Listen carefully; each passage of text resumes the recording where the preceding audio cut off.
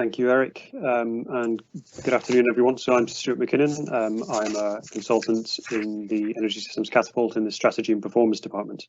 And as Eric said, I'd just like to take a bit of a step back and have a look at the net zero context that these SLESs are going to be operating in the coming decades.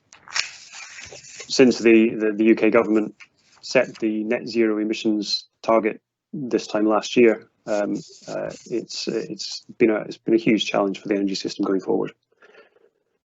So we did a large piece of work, and we've been thinking about net zero quite a lot over the years, and that resulted in March in the release of a report, Innovating to Net Zero, which set out a few ways that we may be able to get to a net zero energy system going forward.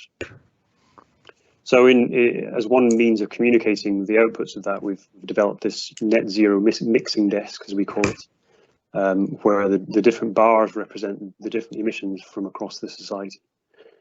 So here we have, if you like, a benchmark from 2015 and where the greenhouse gas emissions are coming from. And on the left, we have the standardly considered energy emissions. So things like electricity, heating in buildings, industry, and then the biggest one coming from transportation. And then as we move to the right, we have other things such as aviation, which are slightly outside the energy system of aviation, agriculture, and through to forestry and biomass, etc. Now, the work that we did on net zero and is included in the Innovating to Net Zero work included two scenarios for how you could get to a net zero energy system, and they were clockwork and patchwork. So if we overlay those two scenarios on top of this, we can see the kind of scale of change that is going to be required. So the two scenarios, clockwork being slightly more technology optimistic in its assumptions, so technology coming to the rescue, and patchwork being slightly more social and behavioural optimistic. So people's life choices and behaviours changing, having a bigger impact. And they make the difference between the two does make some differences over on the right there, and things like aviation reduction and changes to agricultural emissions. But the key messages from this slide really are that there are still some emissions from things like aviation, agriculture, a little bit from industry and transport, and from non-CO2 emissions, and they have to be counterbalanced by negative emissions from things like forestry and biomass. And the other key message here is that those four big blocks on the left-hand side of the graph have reduced from being dominant in the overall UK emissions to almost zero in some cases. And that presents an absolutely astonishingly large challenge for the energy system going forward. So if we click onto the next slide, and this details how the makeup of that final energy consumption may change going forward. So again, just taking one of the scenarios and looking at how the final energy consumption changes between now and 2050, we can see a few things. One, the overall energy consumption reduces through efficiency measures, but also the makeup of that final energy consumption changes hugely. So the unabated fossil fuel consumption drastically reduces. So we're doing quite well with coal already, but petroleum and gas are squeezed out to be replaced by more electricity. So in this case, 2 or 3 times as much electricity as we see today.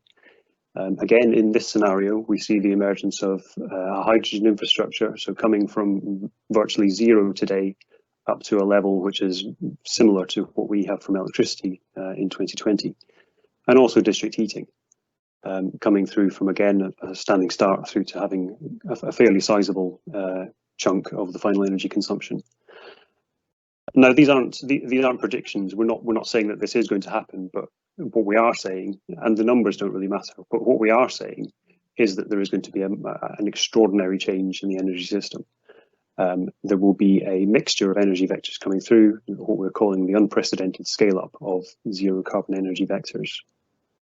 So if we click onto the next slide, this looks at space heat in particular. This is an area where we all know today the vast majority of UK space heating is provided by natural gas boilers.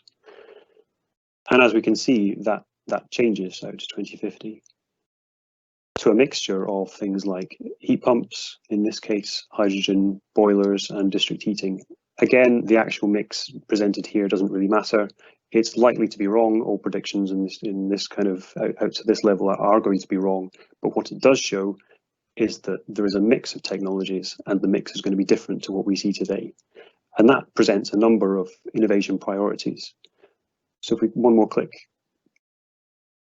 And that's going to be around things like whole house retrofit. So energy efficiency is always going to be important, and the UK's housing stock needs some work in terms of efficiency.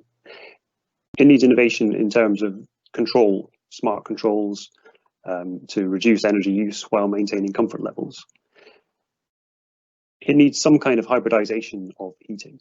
So the picture on the left is a national picture of the mixture of space heating, and there will be a mix of different solutions. But it may be that within even a single home there is a mixture of heating solutions. So whether that's a heat pump combined with a boiler or something else. It also requires some heat storage. So particularly for things like heat pumps, in order to use low carbon electricity when it's available, it may be that thermal storage is key. And then also, again, in this case, we see hydrogen boilers coming through. So maybe we need some significant innovation around the emergence of 100% hydrogen networks.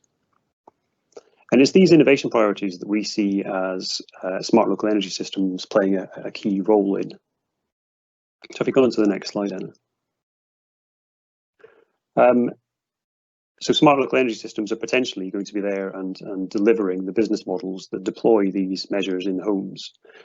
The energy system is going to change significantly for net zero, both at a large scale generation point of view, but also at an in-home aspect. And new business models are required to deploy those measures, and they may come through smart local energy systems. Smart local energy systems could also instigate the market structures that form the environment where industrial clusters can form and flourish. And it's those industrial clusters that may form the seeds of development of things like carbon capture and storage and hydrogen networks, which are required much wider. And also, as Eric's already talked about, consideration of local aspects are key. The UK is a very diverse place, and different solutions will be needed in different locations. So smart local energy systems are critical to facilitating, as it says there, local planning and consideration of local resources, demands, priorities, and network infrastructure. So this really is a really important thing to consider, and smart local energy systems are really important for achieving the net zero target that we've set. Are SLES the only way that the innovations needed for net zero can be achieved? Okay, so I'll use Chairman's prerogative and make some comments on that one myself, and then I'll ask Stuart to comment as well. I would say no. I think they're an important part of the portfolio of things that need to happen to achieve net zero. I might go so far as to say they're necessary but not sufficient. And I think to some extent what they at this stage of their maturity, what they create though is a great place for the innovation that is needed to happen. But I think over time the nature of or the exact nature, if you like, of a SLES will emerge, and that may sort of change the shaping and make it clearer just what kind of contribution they are going to make. But I would argue that they are not the only thing that we're going to need to do to get to net zero. It's a very multifaceted challenge. Stuart, do you have any comments you'd like to add to that? Yeah, I think I'd completely agree with that, Eric. I'd say that the challenges that we face in achieving net zero span right across the energy system, as I said in the presentation, right up from large-scale generation down through local systems and then into homes. And smart local energy systems may have a key role in doing some of that stuff down at the bottom there. but in no way the only way of doing it, and certainly not the only way we need to attack this. And I think it underscores certainly something that we think strongly, pardon me, we think strongly about in the catapult. We certainly think deeply about, and that is the role of the local area in affecting transition. And this is obviously part of that story. I think the other aspect of this, which I think is really important, is that it really does explicitly seek to address not just the greenhouse gas perspective on net zero. It's explicitly trying to address the question of how do you make local communities more prosperous and resilient in the face of climate change, basically. Eric, I think Sarah wanted to weigh in on that one as well, please. Okay, Sarah.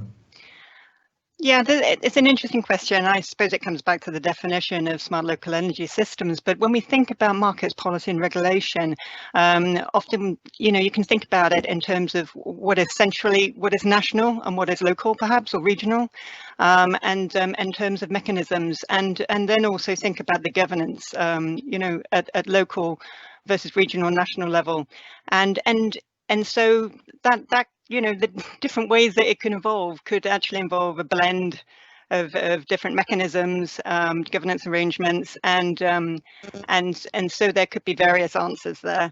I would say, just as an example, there's a significant focus on the coordination of system operation, and the role of the DSO versus the national system operator, and how that's going to evolve in future. So these are very interesting questions. It's quite, it's difficult to give a clear answer to that. But that's one of the significant objectives of PFER, actually, is looking at these options, and trying to make sense of it and looking for the best way forward.